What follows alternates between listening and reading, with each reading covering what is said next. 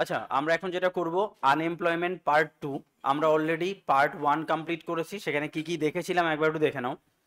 সেটা হচ্ছে আনএমপ্লয়মেন্ট কে মেজার করেন, আমরা দেখেছিলাম এনএসও, আর আগে মেজার করতো কে এনএসএসও, তার সম্পর্কে কে স্টাবলিশ কবে সেটা জাস্ট বলা হয়েছে, আর কিছুই না। তিনটে ওয়েতে ভাগবতী কমিটির রেকমেন্ডেশনে আমরা জানতে পারলাম যে তিনটে ওয়েতে আনএমপ্লয়মেন্টকে মেজার করা যেতে পারে, একটা ইউপিএস, একটা ডব্লিউএসইউ, একটা ডিএসইউ। ইউপিএস মানে হচ্ছে ইউজুয়াল প্রিন্সিপাল স্ট্যাটাস, তার মানে ইয়ার এর বেসিসে আমরা যখন মেজার করব তখন ইউপিএস, উইকের বেসিসে যখন আমরা মেজার করব তখন ডব্লিউএসইউ, আর ডেইলি বেসিসে আমরা যখন মেজার করব তখন ডিএসইউ, ডেইলি বেসিসে। ঠিক আছে, এই তিনটে দেখলাম। তো ইন্ডিয়াতে কোন মেথডটাকে ফলো করা হয়? ইউপিএস। তো খুব স্বাভাবিক, যদি তোমার আমরা যদি কোনোভাবে ইয়ারের সাপেক্ষে আনএমপ্লয়মেন্ট মেজার করতে পারি তাহলে সেটা অনেক বেশি অথেন্টিক হবে, খুব স্বাভাবিক। ঠিক আছে, আর আমরা দেখে নিলাম যে কে কতদিন এমপ্লয়েড থাকছে তার বেসিসে তিনটে মেথড। তো কতদিন এমপ্লয়েড থাকতে তার বেসিসে আমরা বলতে পারি একটা মার্জিনাল ওয়ার্কার, একটা মেইন ওয়ার্কার। মার্জিনাল ওয়ার্কার মানে যার 183 দিনের বেশি কম যে কাজ করছে সে মার্জিনাল, আর মেইন ওয়ার্কার হচ্ছে যে 183 দিনের বেশি কাজ করছে, মানে বছরে 6 মাসের বেশি হলে মেইন ওয়ার্কার, বছরে 6 মাসের কম হলে তোমার মার্জিনাল ওয়ার্কার।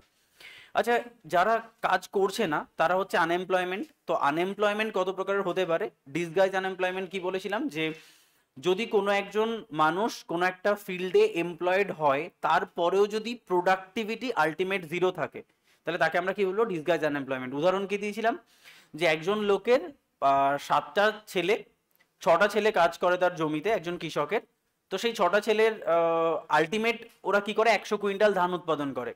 এবার 7 নাম্বার ছেলে, সে ছোট, সে সবে সবে তার মাধ্যমিক পরীক্ষা হয়েছে, বলছে দাদাদের সঙ্গে একটু কাজ কর। তো দাদাদের সঙ্গে কাজ করতে গেছে, তো আলটিমেটলি দিনের শেষে সেই 100 কুইন্টালই ধান উৎপাদন হচ্ছে। তার মানে 6 জনের পরিবর্তে 7 জন যদি কাজ করে তাতেও প্রোডাক্টিভিটি আলটিমেটলি জিরো।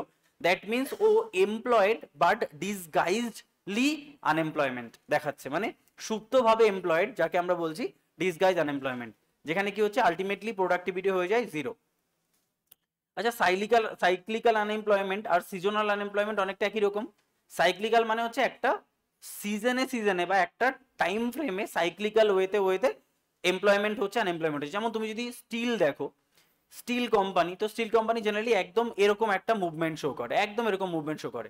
6 মাস ওদের গ্রোথ চলে, 6 মাস রিসেশন চলে, 6 মাস গ্রোথ চলে, 6 মাস রিসেশন চলে। তুমি দেখবে এখন বিশেষ করে টাটা স্টিল, দেখবে জেএসডব্লিউ স্টিল, এইগুলোতে তুমি দেখবে প্রচুর গ্রোথ হচ্ছে, পরের 6 মাস দেখবে ডাউনফলে চলছে। মানে স্টিলে ইনভেস্ট করা খুব সহজ, স্টিলে কেউ ইনভেস্ট করে না, স্টিলে সবাই সুইং ট্রেডিং করে। মানে স্টিলে ওরা জানে এই 6 মাসে উঠবে, তো 6 মাস আগে কম বেশিতে কিনে নেয়, ব্যাস 6 মাসের জন্য প্রফিট, ব্যাস প্রফিট বুক করে বেরিয়ে যায়। আর সবাই প্রফিট বুক করে বলে ওর দাম এমনিও কমতে থাকে, সবাই জেনে গেছে না এরপর থেকে মার্কেট ডাউনে চলবে, তো এমনি প্রফিট বুক করার জন্য মার্কেট প্রাইস আরো নেমে যায়। তো এটা হচ্ছে তোমার সাইক্লিক্যাল আনএমপ্লয়মেন্ট, মানে যেটার ব্যাপারটা হচ্ছে সাইক্লিক্যাল আনএমপ্লয়মেন্টের টাইম ফ্রেমটা সেম। মানে ধরো জানুয়ারি থেকে ফেব্রুয়ারি বা জানুয়ারি থেকে মার্চ এই টাইমেই ওর গ্রোথ চলবে, এপ্রিল মে জুন রিসেশন চলবে। যা সাইক্লিক্যাল টাইম ফ্রেমটা প্রতি বছর 40 বছর ধরে দেখলে সেম। কিন্তু সিজনাল আনএমপ্লয়মেন্ট মানে হচ্ছে যেটা টাইম ফ্রেম সেম নয়, বাট টাইমে কখনো ডিমান্ড বাড়ার জন্য প্রোডাকশন বাড়তে পারে, ডিমান্ড কমার জন্য প্রোডাকশন কমে যেতে পারে, এই জিনিসটাও হতে পারে।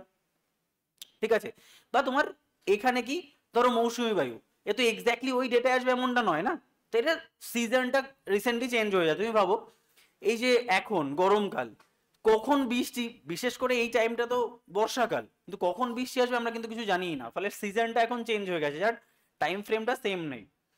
নেক্সট হচ্ছে আন্ডার এমপ্লয়মেন্ট, মানে কারো যদি ডব্লিউবিসিএস পাওয়ার সামর্থ্য থাকে আর সে যদি তোমার রেলের গ্রুপ ডির চাকরি করে, তার মানে সে এমপ্লয়েড বাট আন্ডার ভ্যালুতে এমপ্লয়েড। দেখো ভলেন্টারি আনএমপ্লয়মেন্ট মানে আমার ইচ্ছা করছে না কাজ করতে, আমি কাজ করব না, দ্যাটস মিনস আমি ইচ্ছাকৃতভাবে আনএমপ্লয়েড।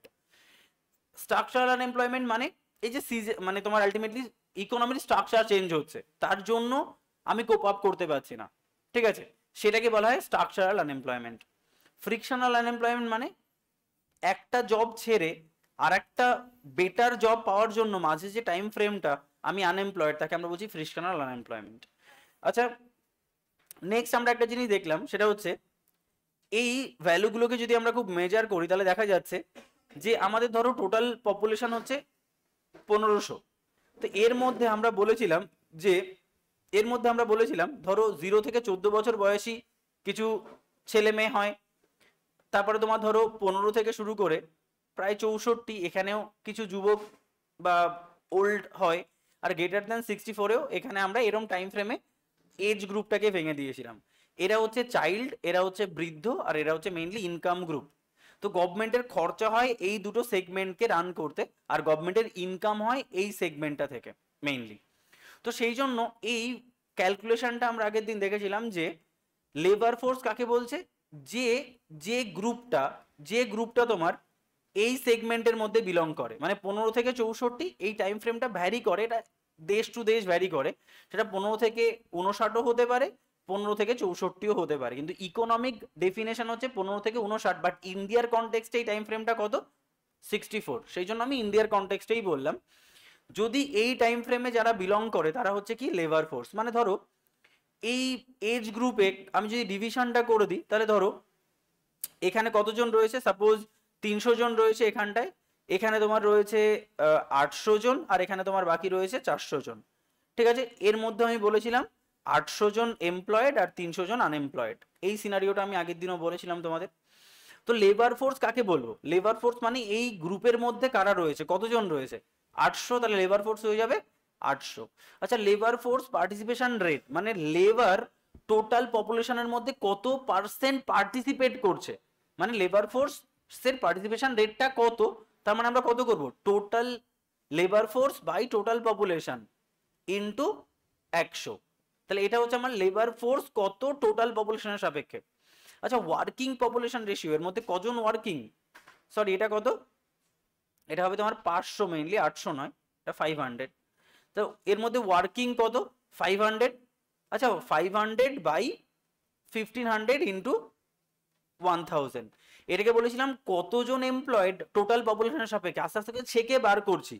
আচ্ছা, সত্যি অর্থে এটা হচ্ছে ওয়ার্কিং পপুলেশন রেশিও, আমি বার করছি সত্যি অর্থে আনএমপ্লয়মেন্ট কত, তাহলে আনএমপ্লয়মেন্ট বিচার করতে কতজনের মধ্যে বিচার করতে হবে, এই 800-র মধ্যে, তাহলে 300 বাই 800 100, এটা হচ্ছে তোমার আনএমপ্লয়মেন্ট রেট। তাহলে আমরা এই জিনিসগুলো দেখেছিলাম। আচ্ছা, আজকে আমরা এর বাকি পোর্শনগুলো একটু দেখবো। ওই যে বলেছিলাম না আগের দিন, যে যখন পার্সেন্টেজ বা রেট হবে তখন সেটা অলওয়েজ 100-র উপরে হয়, আর যখন রেশিও হবে অলওয়েজ 1000-এর উপরে হয়। কেন, চাইল্ড সেক্স রেশিও কত বলি আমরা, 1000:927, তার মানে রেশিওটা অলওয়েজ 1000-এর উপরে হয়। তার কারণ হচ্ছে যত বেশি হবে ততই আমার স্যাম্পেল, যত বেশি হবে তত আমার চান্স অফ উইনিং তত বেশি হবে, তাই তো। তো এটা ব্যাপার গেল। আচ্ছা দেখো, এবার আমি এখানটায় চলে যাচ্ছি, বলছে জেনারেলি অ্যাডভান্স, এগুলো বলেছিলাম আগের দিন, এটা হয়নি তো, generally advance economy cyclical unemployment face করে। অ্যাডভান্স ইকোনমি মানে যারা ডেভেলপড ইকোনমি তারা সাইক্লিক্যাল আনএমপ্লয়মেন্ট ফেস করে, মানে কখনো বুম ফেজ, কখনো রিসেশন ফেজ, কখনো বুম ফেজ। তাহলে উন্নত কান্ট্রিগুলোতে আনএমপ্লয়মেন্টটা সাইক্লিক্যাল হয়ে থাকে। আচ্ছা, ডেভেলপড নেশন শুধু তাই নয়, আর একটা জিনিস ফেস করে স্ট্রাকচারাল আনএমপ্লয়মেন্ট, কারণ ডেভেলপড নেশন মানে ক্রমাগত নতুন নতুন টেকনোলজির আবির্ভাব হবে, তো সেখান থেকে কোপ আপ করার মতো লোক নাও থাকতে পারে। তাহলে ডেভেলপড নেশন কিন্তু দুটো, cyclical unemployment and structural unemployment, দুটোই ফেস করে।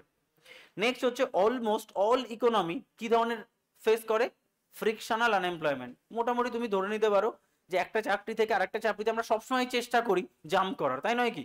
তুমি ডব্লিউবিসিএস পেলে তোমার মাইন্ডে একবার হলে আসবে, একবার কি ইউপিএসসি ট্রাই করা উচিত, আসবেই আসবে। তোমার যদি সি হয় তো তুমি অবশ্যই ভাববে বি, এ হয় তো তার হায়ার, এই ব্যাপারগুলো থাকবেই। তো জেনারেলি ফ্রিকশনাল আনএমপ্লয়মেন্ট সব জায়গায় থাকে। আচ্ছা, growth rate of employment generation is highest in tertiary sector. আচ্ছা, বর্তমানে ইন্ডিয়াতে তুমি যদি দেখো তাহলে আমাদের তিনটে সেক্টর রয়েছে না, প্রাইমারি, সেকেন্ডারি অ্যান্ড টারশিয়ারি। তো টারশিয়ারি সেক্টরে এখন সব থেকে বেশি পরিমাণে এমপ্লয়মেন্ট জেনারেশন হচ্ছে, তাই নয় কি? এখন কি আর এগ্রিকালচার মানুষ করতে যায়, কারণ জানে যে সারাদিন গায়ে খেটেও আমি কত পাবো, 100 টাকা হয়তো ইনকাম করতে পারবো, আর এখন মাত্র 5 মিনিট মাথা কাটলেই লাখো টাকা কামাতে পারবো, এরমই তো ব্যাপার না। সেই জন্য টারশিয়ারি সেক্টরটাকে এমপ্লয়মেন্ট ধীরে ধীরে বাড়ছে। ঠিক আছে, গ্রোথ রেট কোথায় কমে গেছে, তার মানে এগ্রিকালচারে ধীরে ধীরে কমে গেছে। সেই জন্য এই দুটোই কিন্তু গুরুত্বপূর্ণ, কোথায় বেড়েছে আর কোথায় কমে গেছে। আচ্ছা, হাইয়েস্ট আনএমপ্লয়মেন্ট, এই ডেটাটা চেক করবে, আমি লাস্ট যেটা চেক করেছিলাম সেটা হচ্ছে হরিয়ানা। ঠিক আছে, হরিয়ানা, তো একবার জাস্ট চেক করে নেবে রিসেন্ট ডেটাটা লিখবে হাইয়েস্ট আনএমপ্লয়মেন্ট ইন 2023। তো যেটা আসবে সেটাকে একবার চেক করে নেবে। আমি লাস্ট যেটা চেক করেছিলাম সেটা হচ্ছে হরিয়ানা। তাহলে হরিয়ানাতে সব থেকে বেশি আনএমপ্লয়মেন্ট রয়েছে। আর লোয়েস্ট আনএমপ্লয়মেন্ট তোমার যেখানে রয়েছে সেটা হচ্ছে দমন এবং দিউ। ঠিক আছে, হাইয়েস্ট হরিয়ানাতে আর লোয়েস্ট হচ্ছে দমন এবং দিউতে। তাহলে এই হচ্ছে তোমার টোটাল এই আনএমপ্লয়মেন্টের জায়গাটা গেল। তো একটা জিনিস একটু লিখে নাও তো, কিছু কয়েকটা অনলাইনার, একটু গুরুত্বপূর্ণ অনলাইনার কতগুলো একটু লেখো। লেখো নাম্বার ওয়ান লেখো ইন্ডিয়ান এমপ্লয়মেন্ট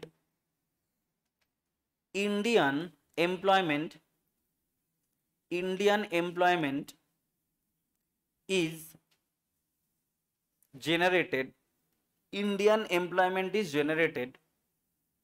mostly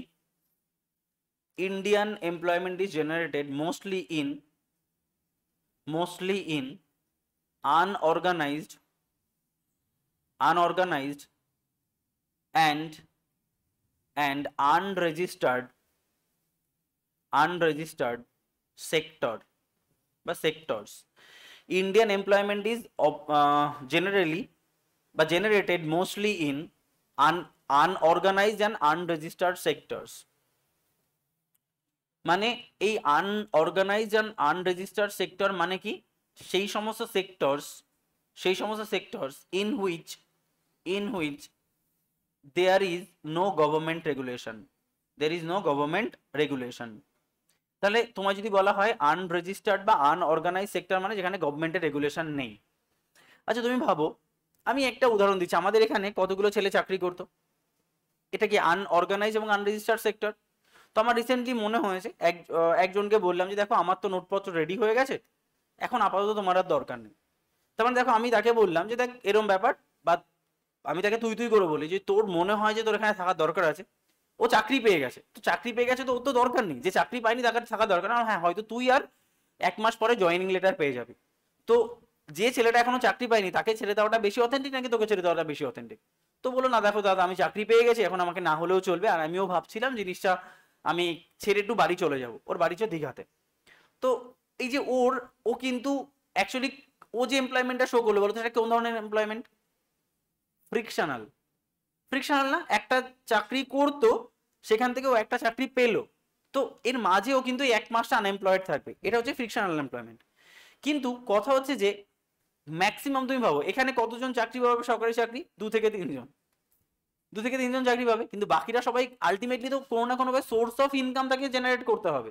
কেউ মুদির দোকান খুলবে, কেউ তোমার হয়তো কোনো ইন্ডাস্ট্রি বা কোম্পানিতে চাকরি করবে, কেউ কল সেন্টারে চাকরি করবে। এটা খুব কমন ব্যাপার। আমার বন্ধুদের যদি দেখো যারা বালিগঞ্জ সায়েন্স কলেজের স্টুডেন্ট, তার মধ্যে হার্ডলি, যদি আমাদের ব্যাচের কথা বলি, যদি সেখানে 100 জন স্টুডেন্ট থাকে তো তার মধ্যে হয়তো সরকারি চাকরি পেয়েছে হার্ডলি 3 থেকে 4 জন। ঠিক আছে, এবং মোটামুটি এর থেকে হয়তো 20 জন পিএইচডি করছে, আর বাকি যে কজন সবাই হয় কল সেন্টার না হয় অন্য কোনো কোম্পানিতে চাকরি করছে। তার মানে ম্যাক্সিমাম এমপ্লয়মেন্টটা কোথায় হয়?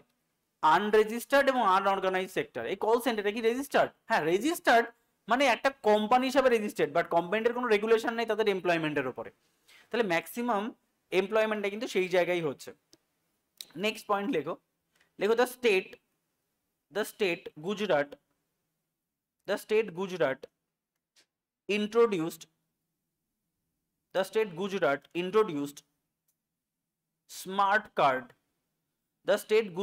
introduced smart card for unorganized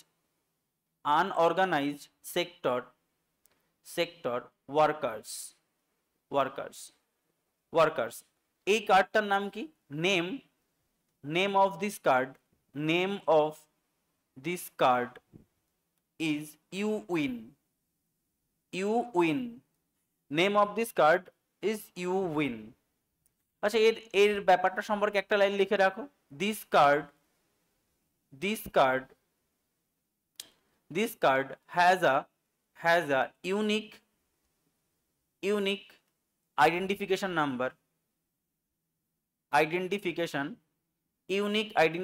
number for accessing social schemes, social schemes and benefits, social schemes and benefits. তোমরা দেখো গভর্নমেন্টের সব থেকে ধর্তব্যের বিষয় কোন সেক্টরটা, যে যারা আনঅর্গানাইজ সেক্টরে, তুমি ভাবো এই করোনার জন্য আমাদের কি উঠেছে গভর্নমেন্ট সেক্টর কার চাকরি হারিয়েছে? কোনো গভর্নমেন্ট এমপ্লয়ি চাকরি হারিয়েছে কি? হারায়নি। বাট এত ওয়ার্কার যারা আনঅর্গানাইজ সেক্টরে চাকরি করে, তারা সবাই কি হেঁটে হেঁটে বাড়ি আসতে গিয়ে মারা গেছে? এই তো হয়েছে না, জব হারিয়েছে। তার মানে গভর্নমেন্টের সব থেকে চাপের জায়গা কারা? এই সমস্ত এমপ্লয়েড মানুষ যারা আনঅর্গানাইজ সেক্টরে কাজ করে। তো তাদের কোনো না কোনো ভাবে ছন্দে ফিরিয়ে রাখার জন্য গভর্নমেন্ট চেষ্টা করছে। তো গভর্নমেন্ট গুজরাট প্রথম কি করে, এদের জন্য একটা স্মার্ট কার্ড চালু করে, তার নাম ইউউইন। এবং যেটা কি করছে, তুমি যে কোনো প্রকারের সরকারি বেনিফিটস পাবে, যেমন রেশন কার্ড, মানে তোমরা স্পেশালি বেশি করে পাবে। ধরো এই যে স্বাস্থ্যসাথী কার্ড, এই যে যে গভর্নমেন্টের যে বেনিফিট গুলো, এরা কিন্তু ওই ইউনিক আইডেন্টিফিকেশন নাম্বার দ্বারা তাদের আর কারো হোক না হোক তাদের সবার আগে দেওয়াটা সুনিশ্চিত করা হবে। আচ্ছা, ওয়েস্ট বেঙ্গলও থেমে থাকেনি, ওয়েস্ট বেঙ্গল গভর্নমেন্ট এটা দেখা দেখি একটা করেছে। লেখো, West Bengal government also issued Samajik Mukti, Samajik Mukti, Samajik Mukti card, Samajik Mukti card to unorganised sector, unorganized sector workers for accessing social schemes, for accessing social schemes। ঠিক। আচ্ছা, এইভাবে প্রত্যেকটা স্টেট চেষ্টা করছে কোনো না কোনো ভাবে বেনিফিট দেওয়ার। তাহলে দেখো, দ্য স্টেট গুজরাট, না, the state Maharashtra, the state Maharashtra introduced, the state Maharashtra introduced fast bracket লেখো fast কি employment guarantee scheme, employment guarantee scheme। মানে মহারাষ্ট্র বলল যে আমি যারা আনঅর্গানাইজ সেক্টরে চাকরি করে বা যারা আনএমপ্লয়েড, যেমন এই যে তুমি ভাবো আজকে এমজি এনারেজিয়া 100 দিনের কাজ, তো 100 দিনের জন্য সে কিন্তু নিশ্চিত, তাকে কোনোভাবেই 100 দিনের জন্য তাকে কিন্তু বাতিল করা যাবে না। তো মহারাষ্ট্র প্রথম বললো এমপ্লয়মেন্ট গ্যারেন্টি স্কিম, আমি এমন কিছু স্কিম নিয়ে আসবো যাতে করে এমপ্লয়মেন্ট গ্যারেন্টেড হবে, তোমাকে কোনোভাবেই আননেসেসারি কাজ ফিনিশ হওয়া অবধি রিমুভ করা যাবে না। এই যে রিসেন্টলি তুমি ভাবো আমার একটা স্টুডেন্ট আছে, তার নাম হচ্ছে অনিমেষ, ওর বাবা সুন্দরবনে থাকে এবং বলা যায় সুন্দরবনের সমস্ত প্রকল্প ওর বাবাই হ্যান্ডেল করে। মানে কোনো প্রকল্প হলে তুমি ভাবো ওদের মানে নিজেদের হচ্ছে 4-5টা জাহাজ রয়েছে, ট্যুরিস্ট জাহাজ, ঠিক আছে। তো ওর রিসেন্টলি বিয়ে হচ্ছে তোমার এই 3 তারিখে, আমাকে যেতে বলেছিল, বাট হঠাৎ করে আমার জেঠু মারা যাওয়ার জন্য আমি আর যেতে পারছি না, ঠিক আছে। তো তুমি ভাবো আগের দিন মাল্টি ন্যাশনাল একটা কোম্পানি সুন্দরবনে এসছে, ওর বাবা তাদের সঙ্গে টাই আপ করেছে। তো শুধু দেখিয়েছে এরিয়া যে এই জায়গায় আপনারা প্রজেক্ট করতে পারেন, পার ডে ওনাকে $500 দিয়েছে, পার ডে $500 শুধু ওনাদের দেখানোর জন্য, ঠিক আছে। আর আমার যে স্টুডেন্ট যারা এখানে চাকরি মানে ক্লাস করতো, তারা সবাই ওর বাবার আন্ডারে এখন চাকরি করে। মানে ওই প্রকল্প নেয় আর ওই প্রকল্প ওই যে ইয়েটা হয়। তো এসছিল রিসেন্টলি, সেই সুন্দরবন থেকে নেমন্তন্ন করতে এসছে, আমার খুব ইচ্ছা ছিল যাওয়ার, ঠিক আছে। বলছে দাদা আমি গাড়ি পাঠিয়ে দিচ্ছি তোমার জন্য, ঠিক আছে, সুন্দরবন থেকে, কারণ বাবা মা সবাই যাবে। তো আমরা সবাই মোটামুটি রেডিও ছিলাম। আর ও আমার স্টুডেন্ট হচ্ছে সেই ফার্স্ট ইয়ার থেকে, যখন গ্র্যাজুয়েশন তখন থেকে আমি জুলজি পড়াতাম, তারপরে WBCS ইত্যাদি ইত্যাদি করে আলটিমেটলি ও এখন ওর বাবার ইয়েতেই চাকরি করে, ঠিক আছে। তো খুব ভালো অবস্থা। তো আমায় বলেছে তুমি যদি সুন্দরবনে ঘুরতে আসো তোমার জন্য আমি আলাদা করে লজ ঠিক করে দেবো, তোমার জন্য আলাদা একটা জাহাজ ঠিক করে দেবো। মানে ওর কোনো ব্যাপারই না এটা ওদের পক্ষে, মানে ওদের জায়গা পজিশনটা এতটা হাই হয়ে গেছে। তো যাই হোক, এটাই ব্যাপার। তো এটাই বলছিলাম যে এইগুলো কিন্তু ছোট ছোট স্কিম, যেমন ইন্ডিয়া পাচ্ছে তেমনি গভর্নমেন্টও এরকম স্কিম টেন্ডার দেয়, যেগুলোকে বলা হয়, যেমন রেলেরও কিন্তু প্রচুর টেন্ডার হয়।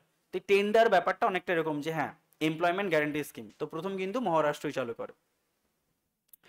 আচ্ছা, আর একটা জিনিস লিখে রাখো, গোল্ডেন হ্যান্ডশেক স্কিম।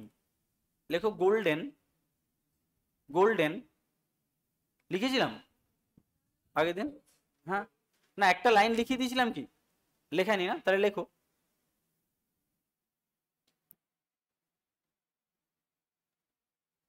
40 ইয়ার্স এগুলো লিখেছিলাম আগের দিন, লিখে রাখো তো।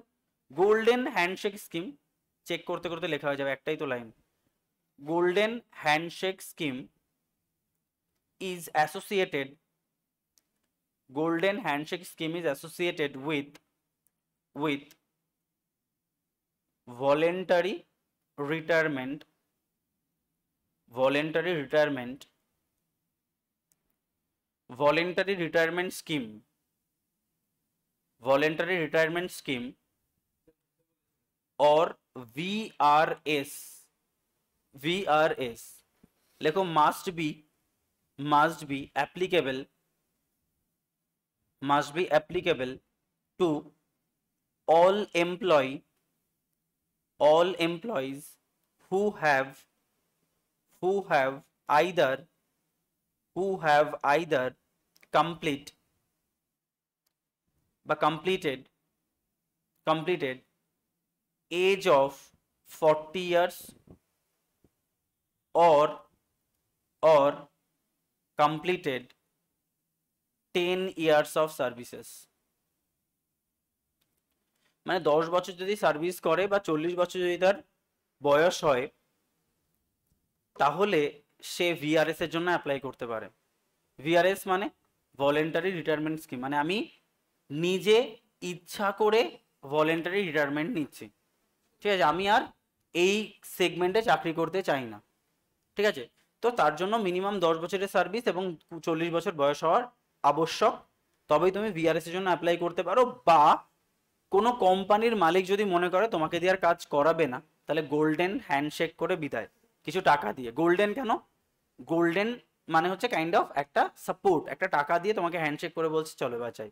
তার জন্য তার মিনিমাম 10 বছরের পুরনো এমপ্লয়ি হতে হবে, তার বয়স 40 বছর হতে হবে। কারণ সবাই জানে 40 বছর পরে তিনি ধীরে ধীরে তার অবক্ষয় শুরু হয়, ডেটোরিয়েশন শুরু হয়, সে নতুন করে আর দরকার নেই, সে এখন রিটায়ারমেন্টে যেতে পারে। 40 বছরের আগে জেনারেলি হয় না। বা 10 বছর চাকরি করলে যে কোনো সেগমেন্টে ভালো একটা ইনকাম জেনারেট করা যায়। এটা হচ্ছে গোল্ডেন হ্যান্ডশেক স্কিম। তো মোটামুটি এই পুরো ব্যাপারটাই তোমার আনএমপ্লয়মেন্ট। আচ্ছা একটা জিনিস দেখো, আমরা আর একটা কার্ভ মনে হয় আগেও বলেছিলাম কোনো একটা ক্লাসে, মনে নেই, যেটাকে বলা হয় Phillips curve. Phillips curve, Phillips কার্ভটা খুবই গুরুত্বপূর্ণ একটা curve related to the unemployment.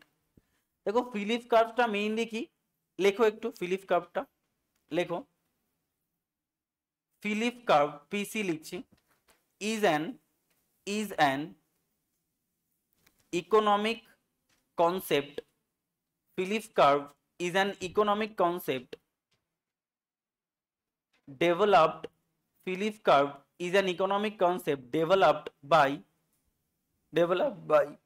A.W. Phillips. A.W. Phillips, stating that inflation and unemployment have a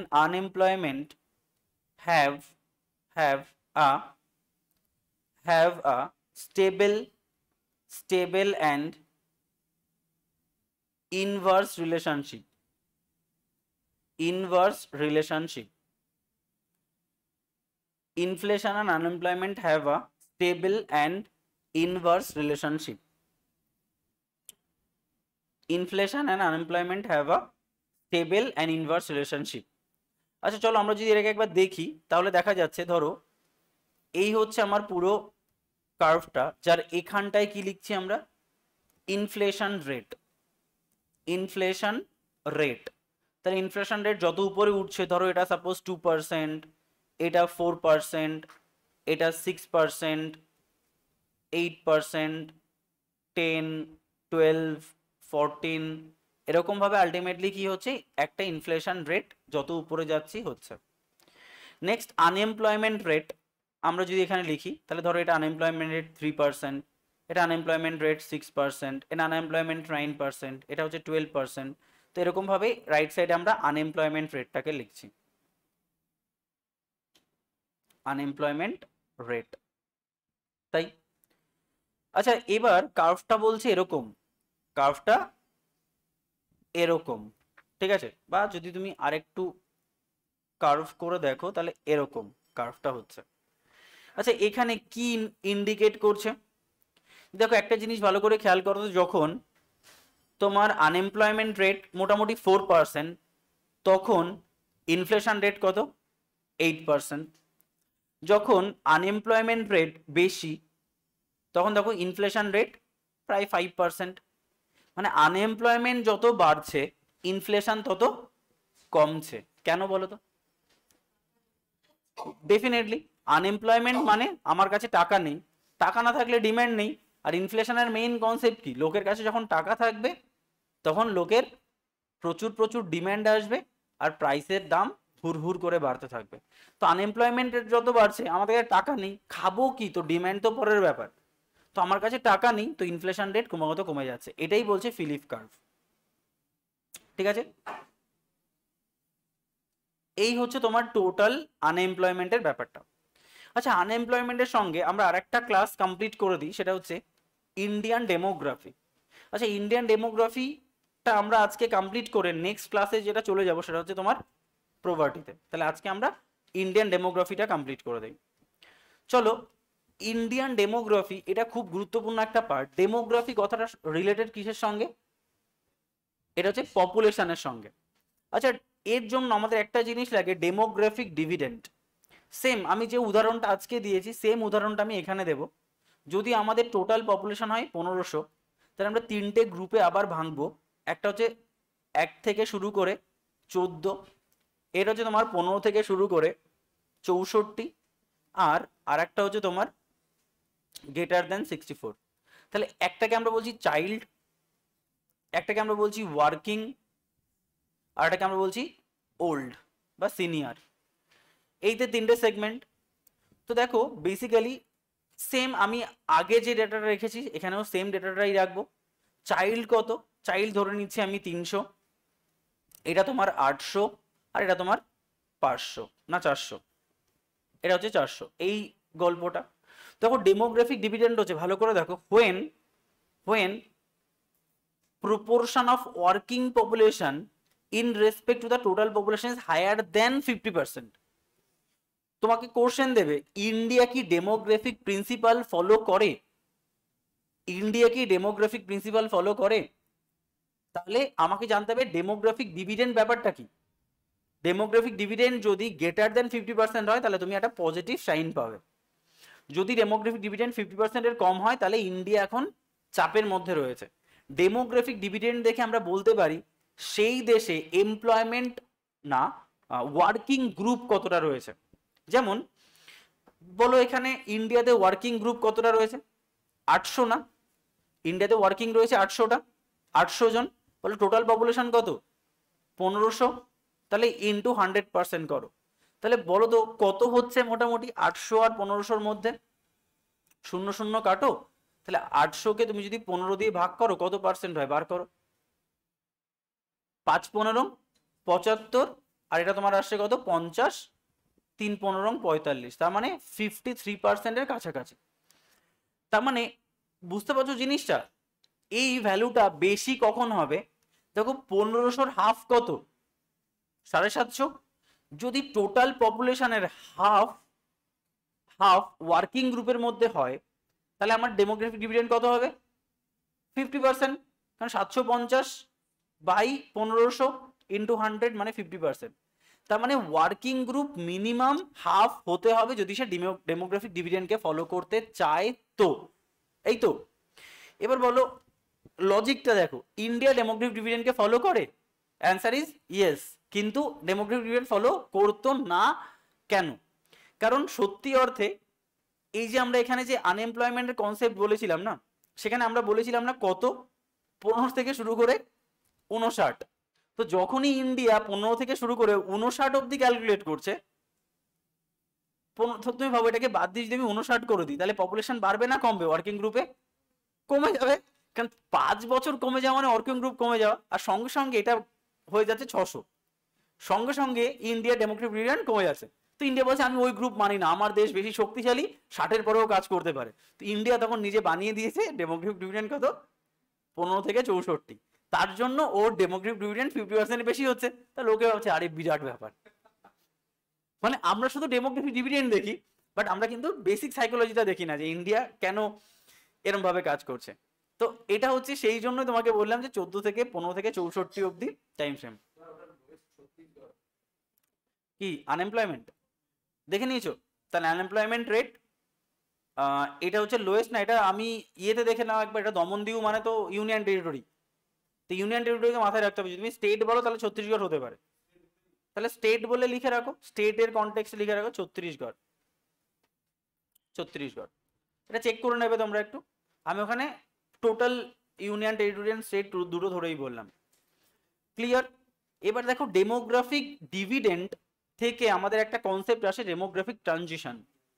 transition মানে একটা দেশ আন্ডার ডেভেলপড থেকে ধীরে ধীরে ধীরে ধীরে ডেভেলপড নেশনে পৌঁছায়, মানে তার ডেমোগ্রাফিটা চেঞ্জ হয়। অথচ তুমি ভাবো একটা জিনিস যে পপুলেশন তো যা ছিল তাই আছে, হ্যাঁ কি না? তুমি ভাবো একটা দেশ ধরো চায়না বা ইন্ডিয়া মাত্র 1 বছরের মধ্যে আন্ডার ডেভেলপ থেকে ডেভেলপড হয়ে গেল সাপোজ, তাহলে এর ওয়ার্কিং গ্রুপ কি খুব চেঞ্জ হবে? তুমি ভাবো যে বাচ্চাটা 14 বছর বয়সে ছিল আর যে লোকটা তোমার 64 বয়সে ছিল, সে ওল্ডে ঢুকবে, এই ইউতে ঢুকবে, তাই না? মানে আলটিমেটলি 1, 2, 5, 10 বছরের মধ্যে খুব বেশি কি ডেমোগ্রাফিক ডিভিডেন্ড চেঞ্জ হবে বা ওয়ার্কিং গ্রুপ চেঞ্জ হবে, রেডিক্যালি চেঞ্জ হবে না। তো ধরো একটা দেশ কি করে আন্ডার ডেভেলপ থেকে পুরো ডেভেলপ নেশনে পৌঁছায়, তার জন্য কিছু ট্রানজিশনাল ফেজ থাকে। বা যখন একটা দেশ আন্ডার ডেভেলপ থাকে তখন সেই ফেজে কি প্রবলেম তৈরি হয়, একটা দেশ যখন ডেভেলপ ফেজে চলে যায় তখন সেই ফেজে কি সুবিধা হয়। যেমন ফার্স্ট স্টেজ, 4টে স্টেজে ডেমোগ্রাফিক ট্রানজিশনটা কমপ্লিট হয়। একটা যে high birth rate, high death rate. তুমি ভাবো একটা সময় তুমি ভাবো আমাদের জেনারেশনের আগের জেনারেশনে চলে যাও বা তার আগের জেনারেশনে চলে যাও, দেখবে এক একটা পরিবারে 7, 8, 11, 12 জন করে সন্তান। কেন এনরা এতগুলো সন্তান নিতেন? কারণ এনরা মনে করতেন যদি কোনো কারণে একজন মারা যায় তো একজন থাকবে। দ্বিতীয়ত যে একসাথে অনেকে যদি থাকে তাহলে আলটিমেটলি ইনকামটাও বেশি হবে। তো সেই জায়গা থেকে এদের বার্থ রেটটাও হাই। এবার তুমি ভালো একটা গরিব পরিবার যদি 11টা সন্তান জন্ম দেয় তাহলে সে খাওয়াবে কি করে, মেডিকেল ট্রিটমেন্ট কি করে হবে, নিউট্রিশন লেভেলটা ঘেটে যাবে না, এইচডিআই লেভেল কমে যাবে।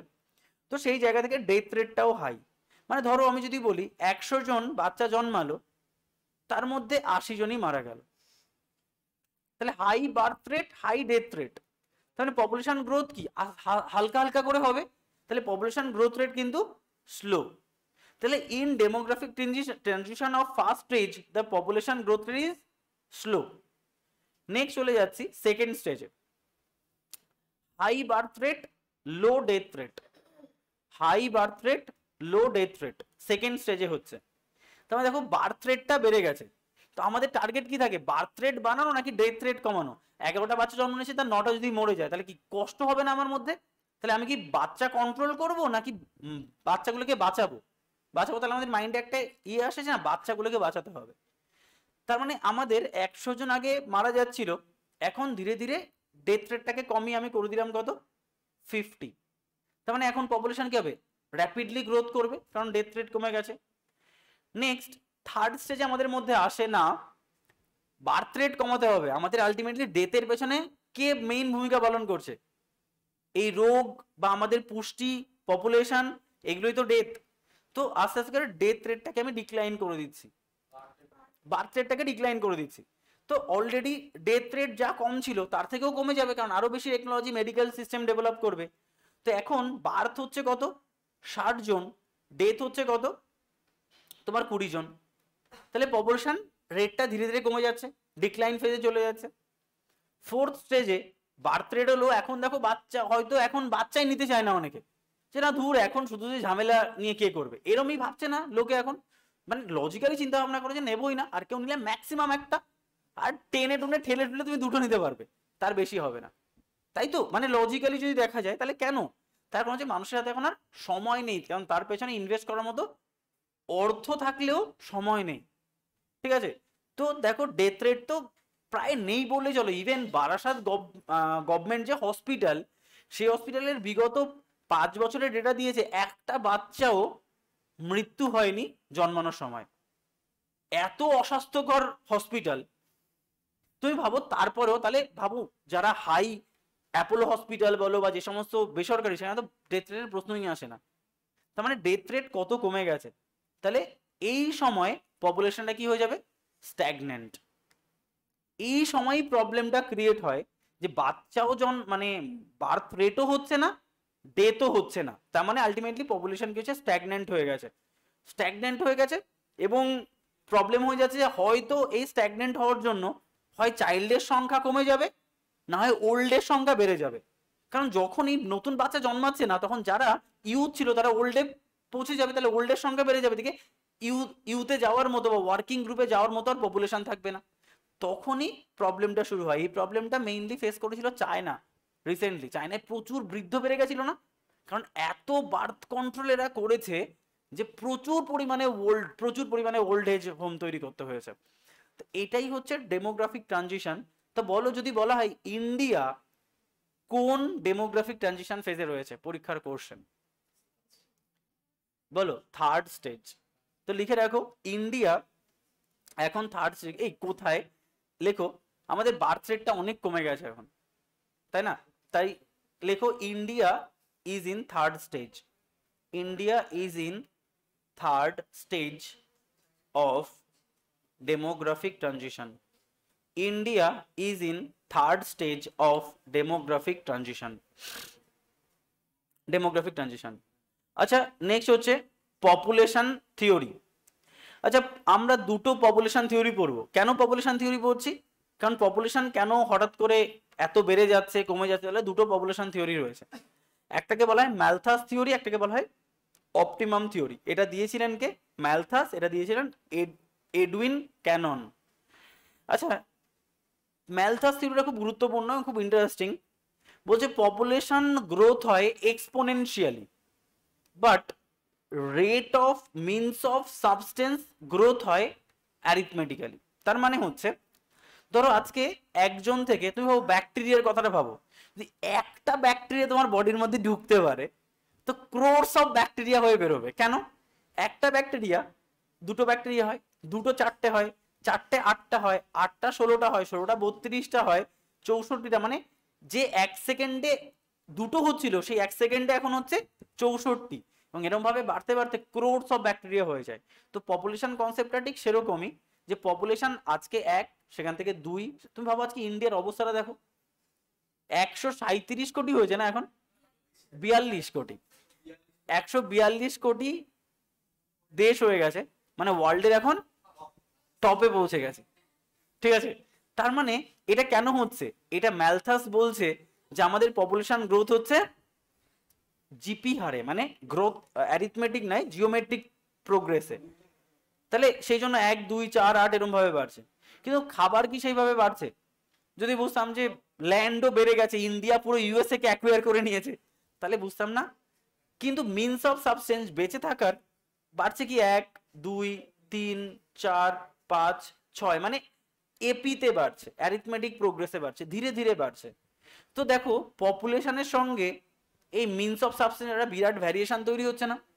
সেই জন্য আমি আগের দিনও তোমাদের বলেছিলাম, হয়তো দেখবে প্রায় 100 বছর পর পর একটা বিরাট প্রবলেম তৈরি হয়। ঠিক আছে? বিরাট প্রবলেম তৈরি হয়। এখন কি বলতো, আগে প্রবলেমগুলো বোঝা যেত। কলেরা, যদি কলেরা একবার হয় না, তো পৃথিবীর 30% মানুষ মারা যাবে। এখন মেডিকেল সিস্টেম এতটা ডেভেলপড হয়েছে, দেখো আজকে করোনার মতো ফেস, কোথায় কলেরা। এখন কলেরা আমাদের বডিতে ঘুরছে কিন্তু কিছু করতে পারছে না। কিন্তু দেখো করোনার মতো একটা সিচুয়েশনকে আমরা কিভাবে কন্ট্রোল করে দিলাম, যেটা কিনা একটা এক্সপেকটেশন বলছে যে আগের মতো যদি সিনারিও থাকতো 80% মানুষ মারা যেত, 80% মানুষ। আর আমরা 80% মানুষকে বাঁচিয়ে দিয়েছি শুধু মেডিকেল সিস্টেমের দৌলতে। তো এটা ম্যালথাস বলছে যে এরকম একটা ডিস্ট্রাকশন যখনই আসবে, এরকম একটা গ্যাপ ভ্যারিয়েশন তৈরি হবে, তখনই বিরাট একটা এনভায়রনমেন্ট, দেখো এনভায়রনমেন্টও তো চায় তাকে বাঁচাতে, এনভায়রনমেন্টও তো একটা সত্তা নাকি? তো এনভায়রনমেন্ট ঠিকই একটা বিরাট ক্যাটাস্ট্রফিক এনভায়রনমেন্ট এনে তোমাকে মেরে দেবে। আবার পপুলেশন, প্রকৃতির জন্যই তো এসছে, এই ভাইরাস তো প্রকৃতিতেই জন্ম নিচ্ছে, তাই নয় কি? তোমরা বলছো চায়না দিচ্ছে, কিন্তু আলটিমেটলি জিনিসটা তো প্রকৃতিরই সৃষ্টি, প্রকৃতির সৃষ্টি, তাই না? আর সবকিছু তো প্রকৃতিরই সৃষ্টি। আজকে আমরাও তৈরি হয়েছি প্রকৃতির তো মিক্সিং এ। আচ্ছা সেই কোয়াসারবেট, কোয়াসারবেটকে কি বলা হচ্ছে? Origin of life. তো সেখান থেকে আলটিমেটলি প্রোটোজোয়া, আলটিমেটলি পরিফেরা, ধীরে ধীরে ধীরে ধীরে আমরা।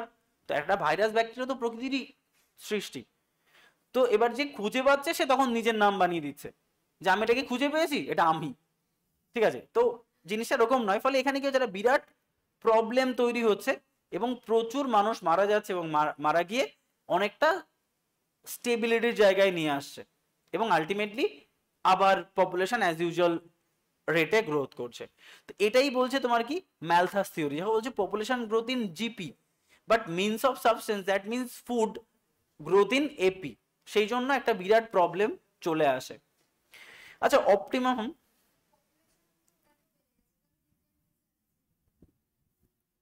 বুঝলাম না, পপুলেশন এত বেড়ে গেছে? আরে পপুলেশন বেড়েছে 127 কোটি থেকে 142 কোটি, যদি বুঝতাম 127 কোটি থেকে 300 কোটি, তাহলে বুঝতাম যে সেই গ্রোথ কতটা বেড়েছে। তো পার্সেন্টেজ দেখাও, 1 কি 2% বা 3% বেড়েছে। ঠিক আছে, সেটা তো সেই জন্য তো আগে ইন্ডিয়া সেকেন্ড ফেজে ছিল, এখন ইন্ডিয়া থার্ড ফেজে ঢুকে গেছে। ঠিক আছে, আচ্ছা অপটিমাম থিওরি বলছে এডুইন ক্যানন। দেখো একটা জিনিস ভাবো, আমাদের ইকোনমির একটাই কনসেপ্ট, সেটা হচ্ছে মিনিমাম রিসোর্স ম্যাক্সিমাম আউটপুট। এটাই ইকোনমি এই একটা রুলের উপরে দাঁড়িয়ে রয়েছে। ঠিক আছে, যে আমরা কম পরিশ্রম করব, কম রিসোর্স দিয়ে পয়সা তুলে নেব। ঠিক আছে, যেমন অ্যান একাডেমি সব থেকে ভালো উদাহরণ, পয়সা কম পরিশ্রম সব দিয়ে দিচ্ছে। ঠিক আছে, দেখো জিনিসটা তো তাই। তো অপটিমাম থিওরি সেটাই, যে যেখানে মিনিমাম রিসোর্স ম্যাক্সিমাম আউটপুট পাবো সেটাই। তো এক জায়গায় বলা হচ্ছে সাপোজ একজন একজন কৃষকের 1 বিঘা জমি আছে, একজন কৃষকের 1 বিঘা জমি আছে। ঠিক আছে, সাপোজ এখানে লেবার হচ্ছে কৃষকের, সাপোজ একজন সন্তান রয়েছে, সাপোজ একজন সন্তান রয়েছে। ঠিক আছে, আচ্ছা একজন সন্তান রয়েছে এবং ধরো এ তোমার প্রোডাকশন করছে 20 কুইন্টাল ধান। ঠিক আছে, একজন সন্তান রয়েছে যে এই 1 বিঘা জমিতে কাজ করে 20 কুইন্টাল ধান তৈরি করে। তো বলতো পার ক্যাপিটা কত? পার ক্যাপিটা কত? 20। কারণ কি 20 তো একাই ভাগ হবে না একজনের মধ্যে, তাহলে 20 হবে পার ক্যাপিটা। আচ্ছা মনে করো এই কৃষকের 2জন সন্তান, তাহলে এরা আলটিমেটলি উৎপাদন করছে কত? 50। তাহলে পার ক্যাপিটা কত?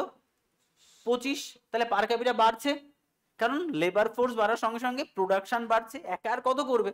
প্রোডাকশন বাড়ছে। লেবার হচ্ছে 3জন, প্রোডাকশন কত? 90, পার ক্যাপিটা কত? 30। চলো লেবার হচ্ছে 4জন, 200, পার ক্যাপিটা কত? 50। আচ্ছা লেবার হচ্ছে 5জন, পার ক্যাপিটা 220, পার ক্যাপিটা কত? 44। ঠিক আছে, লেবার হচ্ছে তোমার 6জন, পার ক্যাপিটা হচ্ছে 250, মানে প্রোডাকশন 250, তাহলে পার ক্যাপিটা কি হবে? আরো কমে যাবে। তাহলে একটা জিনিস দেখেছো যে প্রত্যেকটা জমির একটা অপটিমাম ভ্যালু রয়েছে, যে ওই জমিতে যদি 4জন লেবার কাজ করে তাহলে ওই জমির গ্রোথ রেট ম্যাক্সিমাম হবে। তোমার দেখে মনে হচ্ছে এটা হ্যাঁ 220 কুইন্টাল হচ্ছে, বাট না, এখানে 5তম মানে যে লেবার, তাকে এই জমিতে কাজ না করিয়ে অন্য জমিতে নিয়ে যাও, সে আরো বেশি আউটপুট দেখাতে পারবে। তো যে জমিতে পার ক্যাপিটা ইনকাম যতজন লেবারে ম্যাক্সিমাম হয় তাকে বলা হয় অপটিমাম রেট। আর এই জন্যই বলা হয় অপটিমাম থিওরি। সেখানে দেখো বলছে লেবার একজন, প্রোডাকশন করি, সেম আমি যে উদাহরণটা দিলাম তোমার। ঠিক আছে, তো এখানে বলছে দেখো যখন labour equals to 4, per capita equals to maximum, this is called optimum theory, মানে maximum utilisation of resource with minimum labour force, এটাই হচ্ছে অপটিমাম থিওরি। তো এইগুলো তুমি যদি কোনো একটা জায়গায় এই অপটিমাম থিওরি অ্যাপ্লাই করে কাজ করাও তাহলে তোমার প্রোডাকশন রেট হবে সব থেকে হাই, সব থেকে হাই। তাই উনি বলছেন যারা ডেভেলপড নেশন তারা এই অপটিমাম থিওরি ফলো করে অলওয়েজ। আচ্ছা নেক্সট বলছি ইম্পর্টেন্ট কিছু ইনফরমেশন, যে কনসেপ্ট অফ দ্য তোমার কনসেপ্ট অফ সেন্সাস হবে এটা। ঠিক আছে, census, concept of census first develop during Lord Mayo. Lord মায়োর টাইম ফ্রেমে কি হয়, সেন্সাস প্রথম কিন্তু কনসেপ্ট আনা হয় 1872-এ। First regular census report during Ripon 1880-তে, মানে এই সময় প্রথম ডেভেলপ করা হলো। দেন এরপর থেকে কন্টিনিউয়াস সেন্সাস যেটা আমরা পাবলিশ করতে করতে থাকলাম। 2011-এ লাস্ট যে সেন্সাসটা হয়েছে সেটা 15th census and 7th after independence, দেশ স্বাধীন হওয়ার পরে 7তম। এবং এটা হচ্ছে তোমার 2011 সালে লাস্ট যেটা হয়েছে 15, 2021-এ যেটা হওয়ার কথা ছিল সেটা হচ্ছে 16, আর আফটার ইন্ডিপেন্ডেন্স 6th, মানে 8th। এই হচ্ছে তোমার পুরো সিনারিওটা। আমরা নেক্সট দিন যেটা পড়বো সেটা হচ্ছে প্রভার্টি। নেক্সট ক্লাসটা পুরোটাই আমরা প্রভার্টি নিয়ে পড়বো, তাহলে আমাদের এই পুরো ব্যাপারটা কমপ্লিট হয়ে যাবে। ফার্স্ট বাংলাদেশ, সেকেন্ডের উদাহরণ হচ্ছে বাংলাদেশ। আর ফার্স্ট যদি বলো তাহলে ওই এইচডিআই তে যে কান্ট্রিটা একদম লাস্টে রয়েছে, ঠিক আছে, নিগার, তাকে বলো ফার্স্ট। নিগার দেখবে একদম লাস্টে রয়েছে এইচডিআই তে, ঠিক আছে। ডেথ রেট অতটা হাই নয়, কিন্তু এত বার্থ রেট না বাংলাদেশে, এত বার্থ রেট যে ডেথ রেট কম হয়েও সেটাকে কুলিয়ে পারছে না, ছাপিয়ে যাচ্ছে। তো সেই জন্য বাংলাদেশকে সেকেন্ড স্টেজে রাখা যায়, ঠিক আছে। তাহলে এন্ড করে দিলাম।